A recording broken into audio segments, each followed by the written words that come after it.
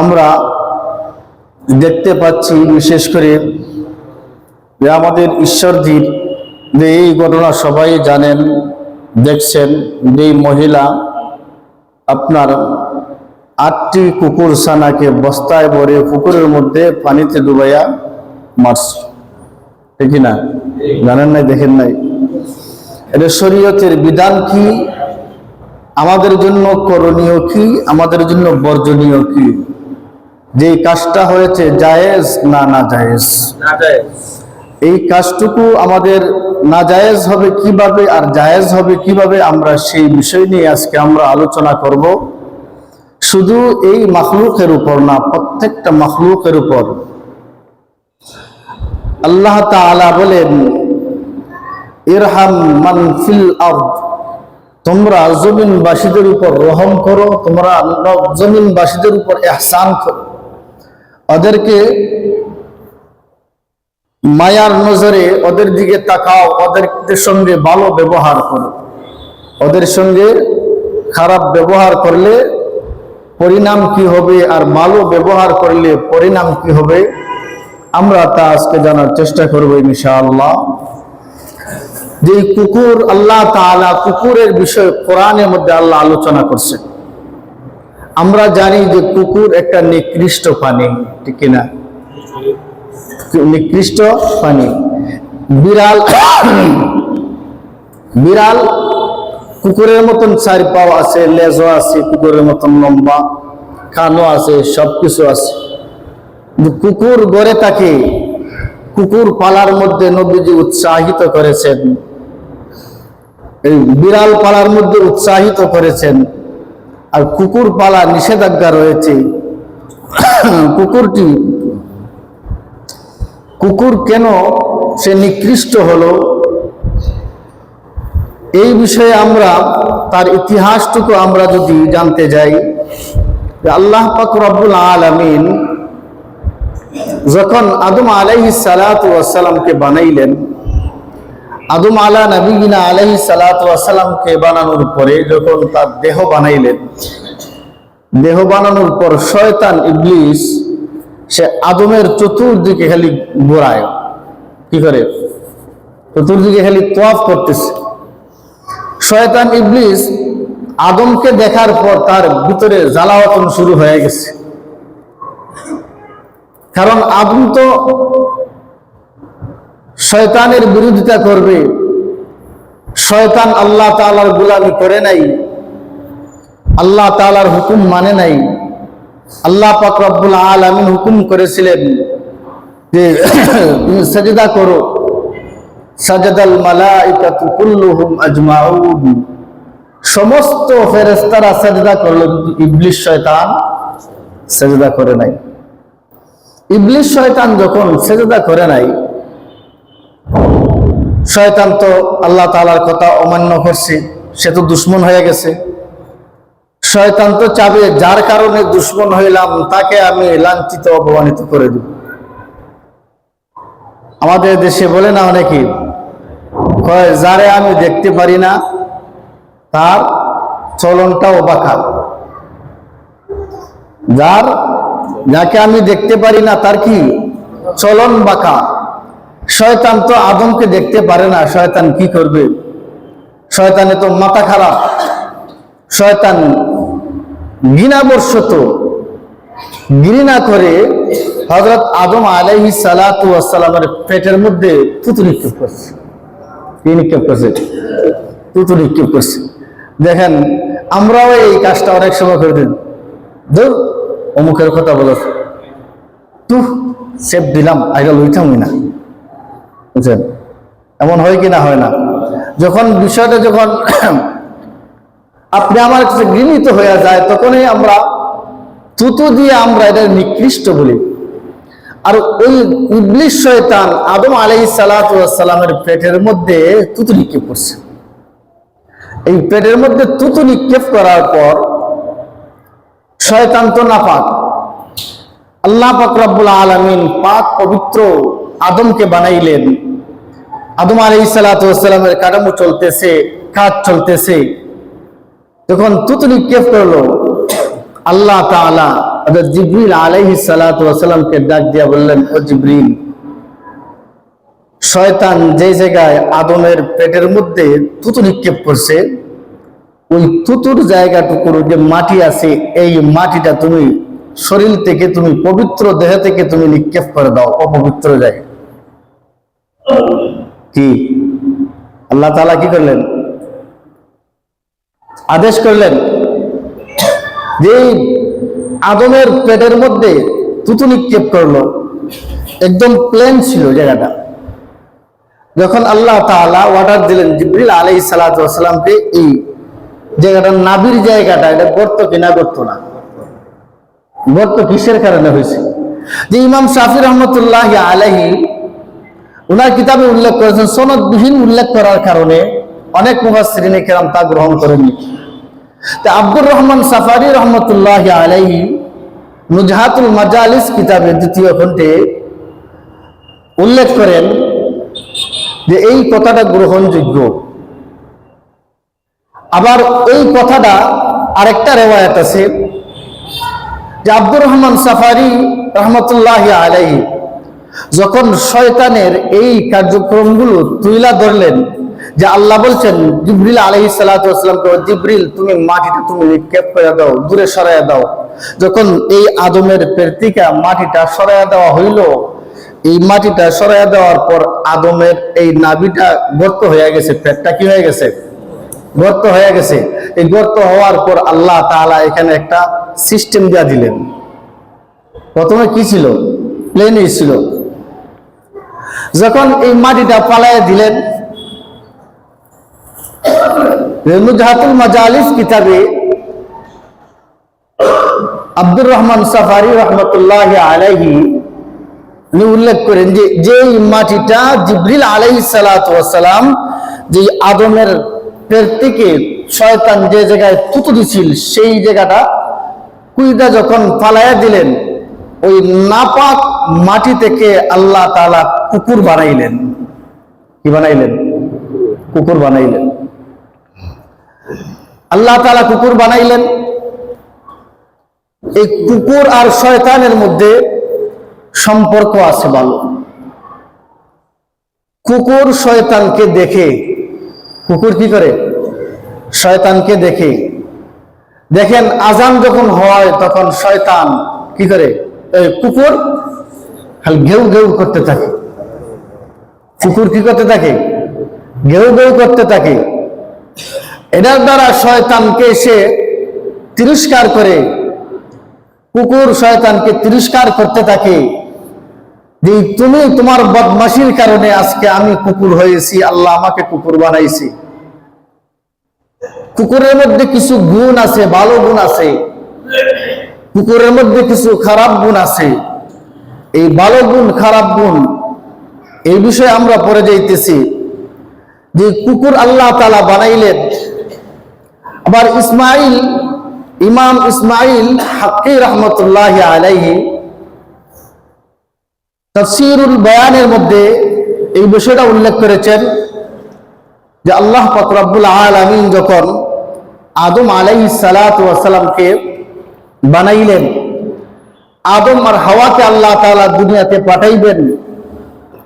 আদম আলাইহিস সালাতু ওয়াস সালামকে আল্লাহ তাআলা বানাইলেন। বানানোর পর আল্লাহ তাআলা জান্নাতে দিলেন। সেখান থেকে দুইজন স্বামী স্ত্রী হিসাবে তারা দুইজন বসবাস করতে রইল। আল্লাহ পাক রব্বুল আলামিন আদম আর হাওয়াকে আল্লাহ দুনিয়া নামক জায়গায় পাঠাইবেন। আল্লাহ পাক রব্বুল আলামিন যখন দুনিয়া নামক জায়গায় পাঠাইলেন, পাঠানোর পর দেখা যাচ্ছে যে এই জায়গার মধ্যে সাপ, বিচ্ছু, বিভিন্ন বিষাক্ত পোকামাকড় আদমকে কষ্ট দেয়। আল্লাহ তাআলা ওই কুকুর বানাইলেন। এই দুইটি রাওয়ায়াত। আল্লাহ পাক রব্বুল আলামিন কুকুর বানাইলেন। কুকুর তো আমাদের ভালো কাজে আসে। কুকুর তো দেখা যায় মানুষের কথা শুনে, শুনে কিনা শুনে না। কারণ হাদিসে এই কুকুরের ব্যাপারে কি আছে? মানিত্তাকা কালাবা ইল্লা কালাবা সাইদিন আও মাসিয়াতিন فإن نقص من أجره كل يوم قيرتان হযরত ইবনে উমর রাদিয়াল্লাহু তাআলা আনহু বলেন, বিশ্বনবী রাহমাতুল লিল আলামিনের কাছ থেকে আমি শুনেছি, বিশ্বনবী রাহমাতুল লিল আলামিন বলেছেন, যেই বাড়িতে কুকুর থাকে সেই বাড়িতে ওই বাড়িতে রহমতের ফেরেশতা ঢুকে না, ওই বাড়িতে রহমতের ফেরেশতা আসে না। আল্লাহর নবী বলেন, ইল্লা কালাবা সাইদিন আও মাসিয়াতিন, তবে যদি কোনো উপকারের জন্য, কোনো কাজের জন্য, কিসের জন্য? উপকারের জন্য, কাজের জন্য। দেখেন কুকুর কখন পালবো? যেই বাড়িতে আপনার কুকুর থাকবে। নবী যে অন্য হাদিসে বলেছেন, লা তাদখুলুল মালাইকাতু বাইতান ফীহি কালবুন আও তাসাউদ, যেই বাড়িতে, যেই ঘরেতে কুকুর থাকবে সেই বাড়ি ঘরে রহমতের ফেরেশতা প্রবেশ করে না। এখন কুকুর পালা জায়েজ কিনা না জায়েজ? কুকুর পালা সব জায়গায় না জায়েজ নয়। কুকুর যদি আপনি প্রতিষ্ঠান পাহারা দেওয়ার জন্য আপনি কুকুর পালেন, আপনি যদি আপনার ব্যবসা প্রতিষ্ঠান সিকিউরিটির জন্য আপনি কুকুর পালেন, আপনার বাড়ি এমন এক জায়গার মধ্যে চোরে হামলা করে, আপনার বাড়ির সামনে আপনি যে দেখতেছেন সব সময় এদিকে চোরের আনাগোনা, আপনি রাত্রেবেলা ঠিক মতন ঘুমাইতে পারতেছেন না, আপনার বাড়ির সিকিউরিটির জন্য, আপনার ব্যবসার সিকিউরিটির জন্য, আপনার গরু বা বেড়া, দুম্বা, ছাগলের পাল আপনার যে পাহারা দেওয়ার জন্য কেউ যদি কুকুর পালে, তাহলে কি হবে? জায়েজ। নবীজি বলছেন কি? জায়েজ। এমনিতেই কেউ যদি কুকুর পালে, এই কুকুর পালা নিষেধ, না জায়েজ। খালি না জায়েজ নয়, কুল্লা ইয়াউমিন কিরাতান। বিশ্বনবী রাহমাতুল লিল আলামিন বলেছেন, যে ব্যক্তি কুকুর পালবে প্রত্যেক দিন আল্লাহ তাআলা ওই ব্যক্তির আমলনামা থেকে 2 কেরাত সওয়াব কর্তন করে দিবে। আপনারা প্রশ্ন করবেন, হুজুর কেরাতান, যে কেরাত তো আমরা বুঝলাম না, কেরাত বলতে কি? বিশ্বনবী বলেন, কেরাত বলতে উহুদ পাহাড়। উহুদ পাহাড় হলো 1 কেরাত, 2টা উহুদ পাহাড় সমপরিমাণ 2 কেরাত। কোন ব্যক্তি যদি কুকুর পালে বিনা প্রয়োজনে, বিনা কারণে, আল্লাহর নবী বলেন ওই বাড়িতে ফেরেশতা প্রবেশ করবে না, আল্লাহর রহমত প্রবেশ করবে না, আল্লাহ তাআলার রহমত পাবে না। ওই ব্যক্তির জন্য, ওই ব্যক্তির আমলনামা থেকে আল্লাহ প্রতিদিন 2 কেরাত সওয়াব কর্তন করে দিয়ে দেন। নাউজুবিল্লাহ বলেন। কুকুর পালা জায়েজ না না জায়েজ? কুকুর পালা জায়েজ। কখন? কোন সূরাতে আপনার দেখা যায় খামার আছে, খামারের পাহারাদারের জন্য আপনি কুকুর আপনি পালছেন, জায়েজ আছে। আপনার দেখা যায় বাড়ি পাহারা দেওয়ার জন্য আপনি কুকুর পালছেন, কুকুর জায়েজ আছে। এই কুকুর পালা আপনার এই জায়েজের তরিকা। আপনি আমি অন্যথায় যদি শখের বশত হয়ে আমি কুকুর পালি, আল্লাহর নবী বলেন ওই সমস্ত বান্দা বান্দির আমলনামা থেকে প্রতিদিন 2 কেরাত সওয়াব নষ্ট হয়ে যায়। আমরা কয়টা হারে মদত করি? যদি আপনি মাসে দৈনিক 500 টাকা রুজি করেন, আর যদি আপনার ব্যয় হইয়া যায় আপনার 1200 টাকা, তাহলে আপনার এই 500 রুজি হয়ে লাভ আছে? লাভ আছে? কোন লাভ নাই, কোনো লাভ নাই। তাহলে আমাদের কি করতে হবে? কুকুর প্রয়োজন ছাড়া, আর কুকুর যখন কারো ঘরে, কারো বাড়িতে যখন থাকবে, বাড়ির বাহিরে প্রয়োজনে পালতে পারবে। যেমন দেখেন আপনি আমাদের ইউরোপ কান্ট্রিতে ওরা কুকুর নিয়ে সাথে চলে, ওরা ছেলের বদলা কুকুর, ওদের মার বদলা কুকুর, মেয়ের বদলা কুকুর, স্বামীর বদলা কুকুর, এভাবে বদল বদল করে চলে, ঠিক না বেঠিক? যেই ঘরে কুকুর থাকে সেই ঘরে আল্লাহর রহমত প্রবেশ করে না। আর কুকুরের মুখের মধ্যে, লালার মধ্যে আল্লাহ এত বিষাক্ত জিনিস দিয়েছেন, এই যদি বিষাক্ত, এমন বিষাক্ত, আপনি আমার অন্যান্য নাপাক 1 বার 2 বার ধুইলেই শেষ হয়ে যায়। হাদিসের মধ্যে আছে যে 7 বার ধুইবে, 8 নম্বর বার মাটি দিয়া মাইজে ভালো করে ধুইতে করবে। কেমন বিষাক্ত! কুকুর কাউকে যদি কামড় দেয়, কুকুরের লালা যদি কেউ খায়, তাহলে ওই ব্যক্তির মধ্যে জ্বালাওতন রোগ সৃষ্টি হয়ে যায়, জ্বালাওতন রোগ সৃষ্টি হয়ে যায়। আরো বছর খানিক আগে একটা ছেলেকে দেখছিলাম, ছোট্ট ছেলে, ওই ছেলে কুকুরকে নিয়ে সবসময় চলে। এখন দেখা যায় যে ও কুকুরের মুখে জিহ্বার সাথে জিহ্বা লাগায়, মুখের সাথে মুখ লাগায়। ওই ছেলেটারও যখন হসপিটাল আনা হয় তখন ওই হসপিটালের মধ্যে সবসময় দেখা যায় খালি চিকিৎসা নিতেছে কুকুরের মতন, এই কুকুরের মতনই করছে। দেখছেন কিনা? কিসের জন্য হয়েছে? যে আল্লাহ তাআলা কিসের জন্য আল্লাহ তাআলা এই কুকুর বানাইলেন? কোন প্রেক্ষাপটে? কুকুর পালা আমাদের জন্য জায়েজ কিনা? কুকুর মারা জায়েজ কিনা? কুকুর পালা জায়েজ কিনা? কুকুর মারা জায়েজ কিনা? তাহলে আমরা কুকুর পালা জায়েজ বুঝতে পারলাম, আবার আমরা কুকুর মারা এটা আমাদের জন্য জায়েজ কিনা আমরা তা এখন জানবো। এখন যেই বাড়িতে ঘরেতে আপনি আমার কুকুরটাকে রহমতের ফেরেশতা প্রবেশ করবে না, নবীজির হাদিসের মধ্যে আছে, হযরত মাইমুনা রাদিয়াল্লাহু তাআলা আনহা ডাক দিয়া বলেন, ইয়া রাসূলুল্লাহ, ইয়া হাবিবাল্লাহ, ওগো নবীজি, আপনার মন খারাপ কেন? আপনার মনটা দেখা যায় ভারাক্রান্ত মন নিয়ে আপনি চলতেছেন, মনটা তো বেশি ভালো নয়। আল্লাহর নবী ডাক দিয়া বলেন, মাইমুনা শুনো শুনো, বিগত দিন আমার সঙ্গে জিবরিল আমিন আলাইহিস সালাতু ওয়াস সালামের কন্টাক্ট ছিল, জিবরিল আসবে। আজকে একটা দিন গত হয়ে গেল গো মাইমুনা, আমার সঙ্গে জিবরিল দেখা করেন নাই। কিছুক্ষণ পূর্বে আমি যখন দেখলাম আমার ছবির নিচে, কার্ডের নিচে একটা কুকুর ছানা, আমি এই কুকুর ছানা দেখে এই কুকুর ছানাটাকে আস্তে করে সুন্দর করে তাকে আমি দূরে সরায়া দিলাম। মাইমুনা রাদিয়াল্লাহু তাআলা জিজ্ঞাসা করলেন, ওগো নবীজি, কুকুরের সঙ্গে সম্পর্কটা কি জিবরিলের? জিবরিল আলাইহিস সালাতু ওয়াস সালাম যখন পরের দিন আসলেন, আল্লাহর নবী জিজ্ঞাসা করতেছেন, জিবরিল তুমি আমার সঙ্গে ওয়াদা করেছিলা, তুমি আসলা না কেন? আল্লাহর নবীকে ডাক দিয়া বলতেছেন, জিবরিল বলতেছেন, ইয়া রাসূলুল্লাহ, ইয়া হাবিবাল্লাহ, ওগো নবীজি, যেই সময় আপনার সঙ্গে কথা দিয়েছিলাম সাক্ষাৎ করব, আপনার দরবারে আসব, আপনার সঙ্গে দেখা করব গো নবীজি, সেই সময় আপনার খাটের নিচে একটা কুকুর ছানা রয়েছিল। আল্লাহর নবী রাহমাতুল্লিল আলামিনকে যখন জিবরিল আলাইহিস সালাতু ওয়াস সালাম উত্তর দিলেন, তখন নবীজি বললেন, তোমরা কি যে কুকুর ছানা যেই জায়গার মধ্যে থাকে, কুকুর থাকে যেই ঘরের মধ্যে, বাড়ির মধ্যে, সেই ঘরে বাড়িতে কি তোমরা প্রবেশ করো না? জিবরিল আলাইহিস সালাতু ওয়াস সালাম ডাক দিয়া বলেন, ইয়া রাসূলুল্লাহ, ইয়া হাবিবাল্লাহ, ওগো নবীজি, যেই ঘরের মধ্যে, যেই বাড়ির মধ্যে বিনা প্রয়োজনে কেউ কুকুর পালবে, সেই বাড়ি ঘরের মধ্যে রহমতের ফেরেশতা প্রবেশ করে না। কি করে না? তাহলে আমরা কি কুকুর পালবো? হ্যাঁ, বিজাতিরা তারা যে কুকুর পালে, যে ওরা কি প্রয়োজনে পালে না অপ্রয়োজনে পালে? যারা আপনার রাষ্ট্রীয় দায়িত্বে আছে, গোয়েন্দা বাহিনী বিভাগে তারা যারা যারা দায়িত্ব পালন করে, ওদের সঙ্গে কুকুর থাকে কিনা? থাকে না। আসামি ধরার জন্য এই কুকুর পালা জায়েজ। এই কুকুর পালা কি জায়েজ?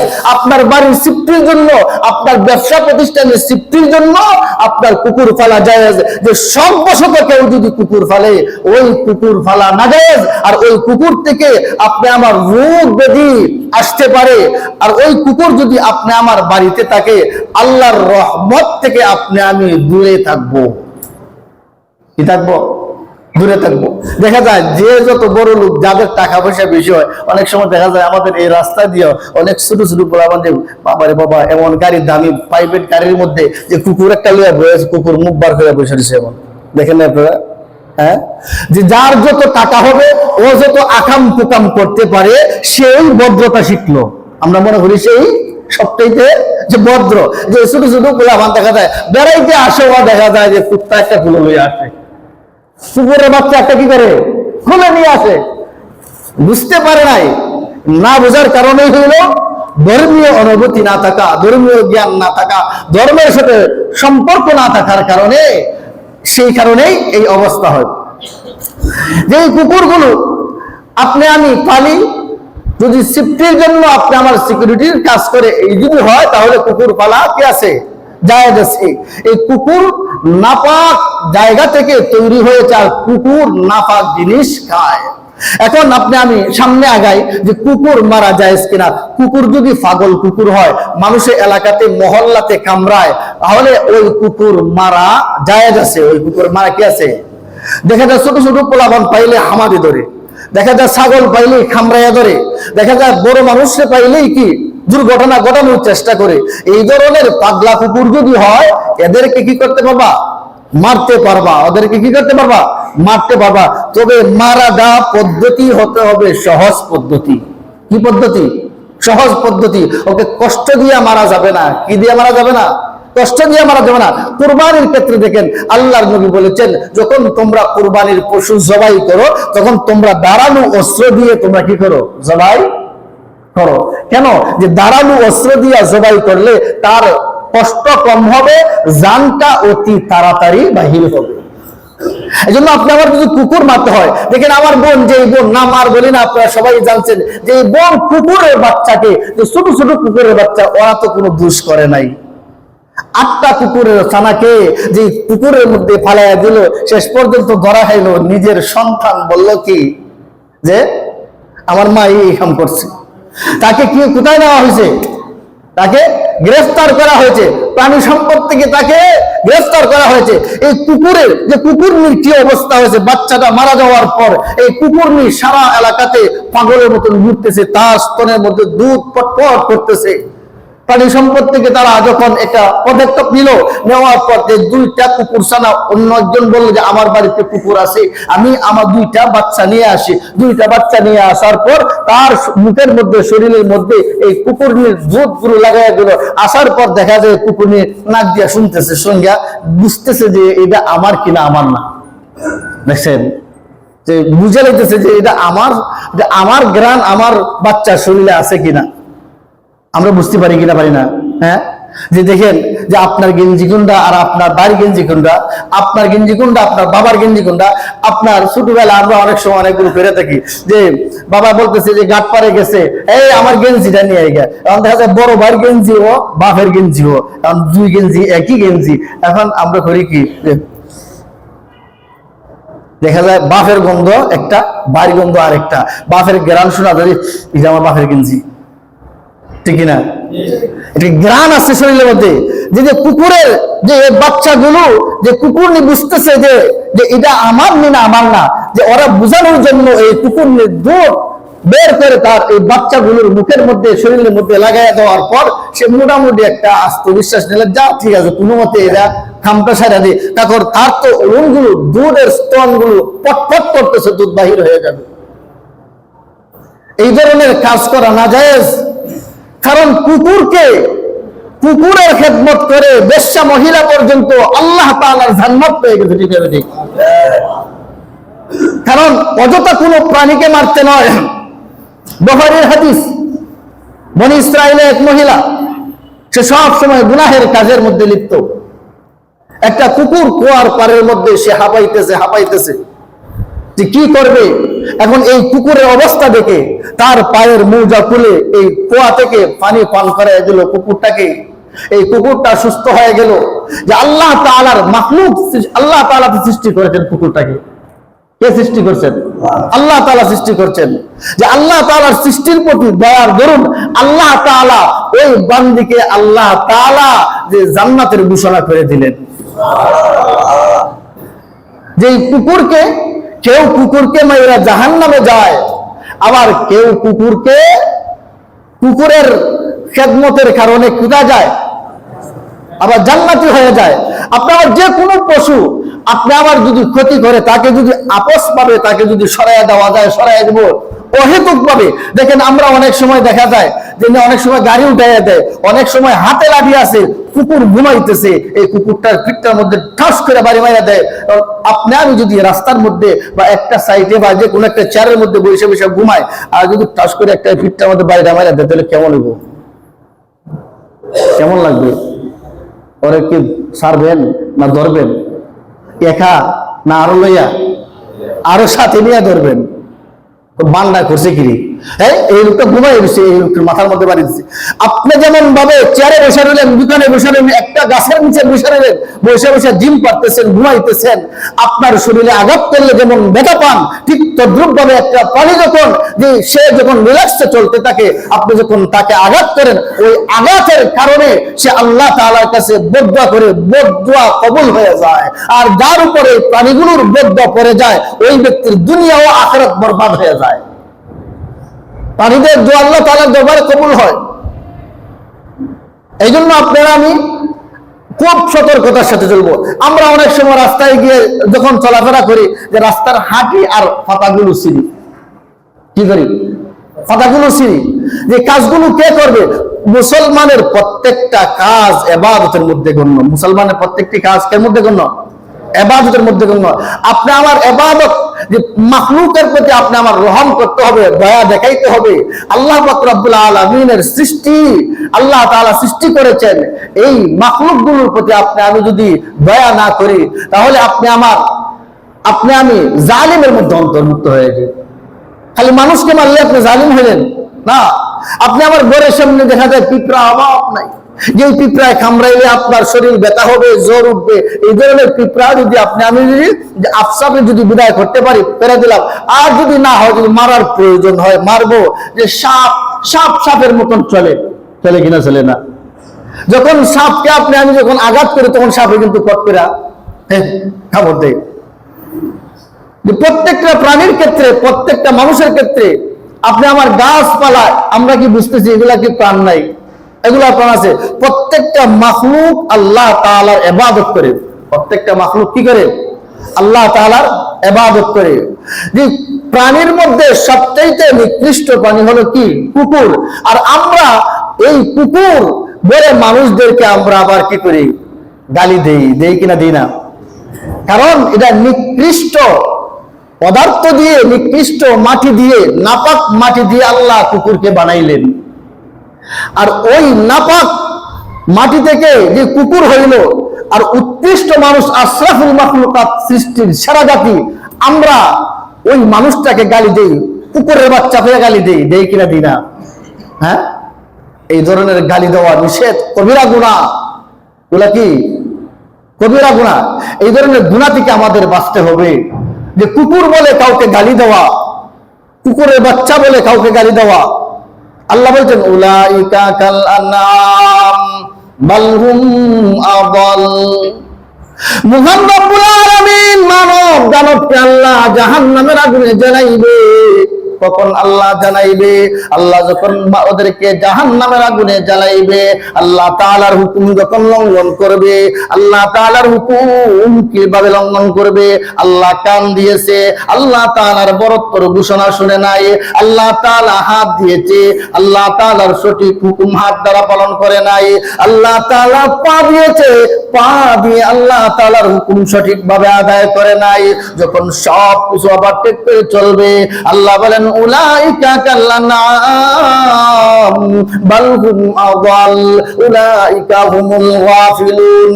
আল্লাহ বলেন যারা আমার হুকুম লঙ্ঘন করবে, আমি আল্লাহ ওই সমস্ত লোকদেরকে বাল হুম আদাল, চতুষ্পদ জন্তুর চেয়েও আল্লাহ তাআলা নিকৃষ্ট ঘোষণা করেছেন।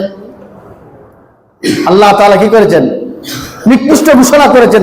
ওই নিকৃষ্ট কুকুর প্রাণী যেই বেনামাজি, নামাজ পড়ে না, আল্লাহ তাআলার কাছে ফরিয়াদ করে, আল্লাহ তুমি বেনামাজির মুখ আমাকে দেখাইও না। যখন আমি আল্লাহর হুকুম লঙ্ঘন করব, তখন যেই প্রাণী নিকৃষ্ট, ওই নিকৃষ্ট প্রাণী আপনি আমার জন্য বদদুয়া করবে। ওই নিকৃষ্ট প্রাণী আপনি আমার সামনে আসতে চাইবে না। এখন আমাদের এই উৎকৃষ্টতা, আমাদের পজিশন, আমাদের সবকিছু আমি নিজেই ঠিক রাখতে হবে। আমি যদি গাফেল হয়ে আমি চলাফেরা করি, জীবন যাপন করি, তাহলে চলবে না। প্রত্যেকটা মাখলুক আল্লাহ তাআলার গোলামি করে। আমরা হয়তো বুঝতে পারি, আবার বুঝতে পারি না। আল্লাহ বলেন ওয়া ইম মিন শাইইন ইল্লা ইউসাব্বিহু বিহামদিহি ওয়ালাকিন লা তাফকাহুনা তাসবিহাহুম। আল্লাহ রাব্বুল আলামিন জানাইয়া দিলেন। কালামে পাকে ইরশাদ ফরমাইলেন, আল্লাহ বলেন প্রত্যেকটা বস্তু, প্রত্যেকটা ইট, বালু, কণা, গাছ, নদ, নদী, পাহাড়, পর্বত সব কিছু আমি আল্লাহর গুণগান গায়, আমি আল্লাহ তাসবিহ পাঠ করে। ওয়া ইন মিন শাইইন ইল্লা ইউসাব্বিহু বিহামদিহি ওয়ালাকিন লা তাফকাহুনা তাসবিহাহুম। তোমরা মনে করো না তোমরাই আমার ইবাদত করো। আল্লাহ বলেন ইল্লা ওয়া ইন মিন শাইইন ইল্লা ইউসাব্বিহুনা বিহামদিহি ওয়ালাকিন লা তাফকাহুনা তাসবিহাহুম। তারা যে তাসবিহ পাঠ করে তোমরা বুঝো না। তোমরা বুঝতেছো কবুতর কুম কুম কুম কুম করে না, যে পশু পাখির মধ্যে সবচেয়ে বেশি আল্লাহকে ডাকে হলো কবুতর। আমরা মনে করি যে মুরুখ কুকুক বলতেছে, মনে করি আমরা যে মুরুখ কুকুক বলতেছে না, মুরুখ আল্লাহ তাআলাকে ডাকতেছে। আমরা মনে করি যে কুকুর খালি বেউ বেউ করতেছে, না কুকুর কুকুরের ভাষায় আল্লাহকে ডাকতেছে। আমরা বুঝি না। আল্লাহ তাআলা নিজে বলছেন ওয়ালাকিন লা তাফকাহুনা তাসবিহাহুম, যে তোমাদের চোখের সামনে গাছপালা দেখতেছো, বালুকণা গুলো দেখতেছো, প্রত্যেকটা জিনিস আমি আল্লাহ তাআলার তাসবিহ পাঠ করে থাকি। প্রত্যেকে যার যার ভাষায় আল্লাহ তাআলার তাসবিহ পাঠ করতে থাকে। যে আশরাফুল মাখলুকাত যখন তাসবিহ পাঠ করবে না, আল্লাহর হুকুম মানবে না, আল্লাহ তাআলার সৃষ্টির উপর দয়া প্রদর্শন করবে না, তখন ওই আশরাফুল মাখলুকাত, এই যে নিকৃষ্ট চতুষ্পদ জন্তুর চেয়ে আরো নিকৃষ্ট হয়ে যায়। এই জন্য আমাদের কি করতে হবে? আল্লাহ তাআলার সৃষ্টি জীবের উপর কি করতে হবে? আমাদের অনুগ্রহ দেখাইতে হবে, মায়া মহব্বত দেখাইতে হবে। বিড়াল আপনি আমি ঘরের মধ্যে পালতে পারি, বিড়াল পালার মধ্যে খয়ের বরকত আছে। এর মধ্যে বিড়ালের একটা গুণ হলো, আপনি আমার যে কোনো ভূমিকম্প আসে, ভূমিকম্প আসলে এ আগ থেকেই সংকেত পাওয়া যায়, ও মেউ মেউ করে চতুর্দিকে গরম খেয়া পালায়। বুঝতে হবে যে কোনো দুঃসংবাদ আছে। যেই ঘরের মধ্যে বিড়াল আসা যাওয়া করে, যে ওই ঘরের মধ্যে আল্লাহ তাআলার রহমত হয়, ওই ব্যক্তি দুনিয়া ও আখিরাতের কল্যাণের আশা করা যায়। ওই ব্যক্তি যে টাকাওয়ালা হইতে পারে, এটা একটা সম্ভাবনা, একটা আলামত আছে। বিড়াল পালার মধ্যে কি আছে? যে আবু হুরায়রা রাদিয়াল্লাহু তাআলা, উনি কি, ওনার নাম কি? আবু হুরায়রা, হ্যাঁ, আব্দুর রহমান। আল্লাহ রাসূল সাল্লাল্লাহু আলাইহি ওয়াসাল্লাম আবু হুরায়রা রাদিয়াল্লাহু তাআলা সবসময় কি করতেন? যে এই হাতের বকরি আস্তিনের ভিতরে হইয়া একটা বিড়াল নিয়ে যাইতেন। নবীজি একদিন মজা করে বলতেছেন, ও আবু হুরায়রা, ও বিলার বাপ। এই কুনিয়াতের উপর প্রসিদ্ধ হয়ে গেছে আবু হুরায়রা, যে বিলার বাপ, বিলার বাপ। মক্কা মদিনাতে বহু বিড়াল আছে। আমরা নিজে চোখে দেখলাম যে মদিনার একটা বিড়াল, মাশাআল্লাহ, আমার মন চাইছিল যে নিয়ে আসতাম, বুঝেন। আনা তো যাবে না, কারণ আনতে গেলে বহু বেজাল, কারণ অনেক সুন্দর লাগে। দেখেন না, হ্যাঁ হ্যাঁ হ্যাঁ, কোন দিকে কি করতেছে দেখেন না? বিড়াল দেখেন না আপনারা যে গলিতেছিলেন? আর কে দেখেন না আপনি? হ্যাঁ, আমরা যে গল্লিতে ছিলাম, এই গল্লিতে অনেক বড় বড় বিড়াল। দেখে মনে মন চাই যে হাতায় দিই, একটু গুসল গুসল করাই দিই, এত সুন্দর সুন্দর বিড়াল। যে কুকুর দেখলাম না মক্কা মদিনায়, কুকুর চৌকে পড়লো না। যে কুকুর পালা, এটা হলো যে নিকৃষ্ট কাজ। যে বাড়িতে কুকুর থাকবে, কুকুর থাকলে যে প্রয়োজনের অতিরিক্ত খায়েশাতের সাথে কেউ যদি কুকুর পালে, তাহলে তার বাড়িতে রহমতের ফেরেশতা প্রবেশ করবে না। আমরা আল্লাহ তাআলার হুকুম মানবো, আর পশু পাখিদেরকে আমরা অহেতুক কষ্ট দিব না। আমরা যারা পশু পাখি পালি, পশু পাখিদের সঙ্গে সৎ ব্যবহার করব, ওদেরকে উপযুক্ত খাবার দিব, ওদের হক আদায় করব। এই ধরনের হাদিস, বহু হাদিস আছে। নবীজির দরবারে এক উট আইসা নালিশ করতেছে, বুঝছেন? নবীজি জিজ্ঞাসা করলেন যে কি হয়েছে তোমার? নবীজির কদম মুবারকে সিজদা করতেছে। নবীজি এই পশু পাখির কথা বুঝতেন। সুলাইমান আলাইহিস সালাম যেমন বুঝতেন, নবীজিও কি করতেন? পশু পাখির ভাষা বুঝতেন। জিজ্ঞাসা করলেন তুমি কেন এইভাবে কি করছো? তখন উট বললো যে আমার মালিক আমাকে যেই পরিমাণ কাজ করায়, আমাকে দিয়ে যে পরিমাণ পরিশ্রম করায়, কাজ নেই আমার মাধ্যমে, এই পরিমাণ খাবার আমাকে দেয় না, আমার তৃষ্ণা মিটে না, আমি খুব ক্ষুধার্ত থাকি, আমার কষ্ট হয়, এই জন্য ফালাইয়া চলে আসছি। বুঝছেন? কি করতে হবে আমাদের? যে পশু পাখি পাললে ওদের হক আদায় করতে হবে। দেখেন, আপনি একটা গরু পালেন, আপনাকে দেখলে দাবি লাগতে দেয় না। ওই আপনি একটা ষাঁড় পালতেছেন, ওই ষাঁড়কে আপনার, ওই ষাঁড় আপনাকে ডুজ দেয় না, অন্য আরেকজন গেলে ধুম করে যায় একটা ডুজ দিব আপনার, ঠিক না? কারণ মালিক চিনে।